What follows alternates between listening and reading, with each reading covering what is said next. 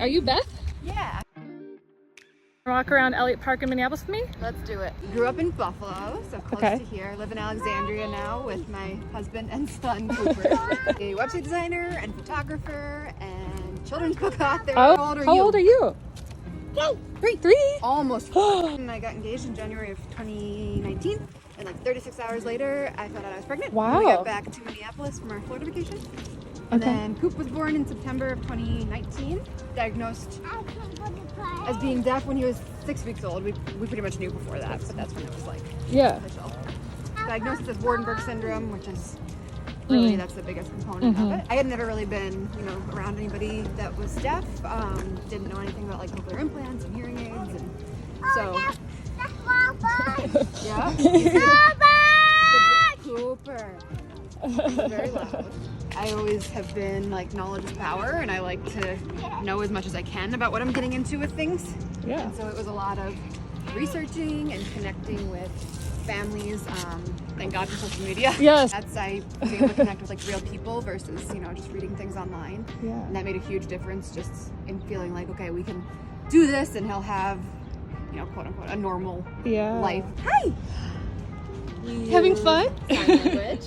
Yep. We've used it since he was little. It's not his preference by any means. He just likes to talk. He's really social. And he understands a lot of it though, and that's really helpful when he doesn't have his implants on. Say hi. Natural thing, like to start writing. Writing was really always an outlet for me. And sharing. Yeah. And so when the pandemic hit is when I hopped on TikTok, like a lot of people. I had no idea what I was doing. And started just kind of like, making videos and sharing about Waardenburg syndrome and his diagnosis. And they just kind of started taking off, and I didn't really realize that was not super typical. Yeah. My sister was like, that's a lot of views. Yeah. And I was like, oh. So yeah, it just was obvious that people were interested and wanted to be educated about cochlear implants and sign language, and so that's where it really started.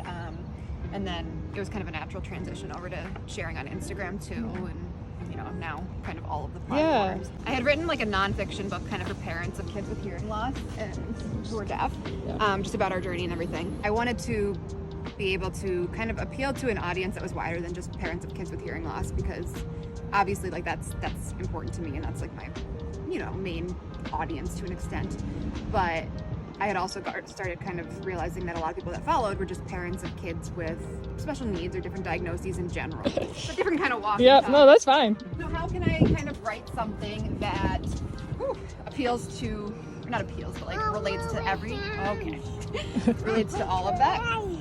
And I had this idea like, okay, we've met all these families along the way with different kids. Why not do like an ABCs book where each letter is a different child's name? I wanted it to be like a person first diagnosis, or versus the diagnosis. Yeah. So like C is for Cooper, and then it talks about like being deaf and having cochlear implants and sign language. And so every letter is based on a real child, whether we knew them in real life or it was somebody that I met on social media or a friend of a friend. And so that's been really cool. And the illustrations are all based off their actual pictures, and it talks, so there's things in there like, anxiety and cerebral palsy, hydrocephalus, like just a big range of topics. I mean, I sold out of 9,000 copies almost right away. Oh, that's amazing. So the third print run, I guess, should be back in stock in the beginning of the fall. So it's been really good. I've heard a lot from like educators and teachers that they've loved having it in the classroom. Yeah. And then the book, and then like the social media, some of the content creation, and obviously some of that is like partnerships. Yep. And so that was something that I never really anticipated, but it's been cool to be able to do that and like find companies that align with what I value. And okay, go. Oh my gosh, you're doing such a good job. I think sometimes people don't necessarily see the full picture, and it seems like he's always happy and having fun, and like so it's important to me to note that too. Like he's a very, very normal, almost 4-year-old. Like, he yells at me and take a bath. What? Take a bath? Is that what you said? Flow kind of person. Like you're trying. He's just not a kid that you can really like organize anything around or like plan for. Like I just gotta go with it. Yeah. It's Beth and Coop on everything, and I'm not a single mom. People look at my stuff sometimes and think that my husband's just a little more low key. Well, thanks guys for joining me on my walk today. Thanks for having Yes. me. Coop, can you say thank you? I got one. You got one.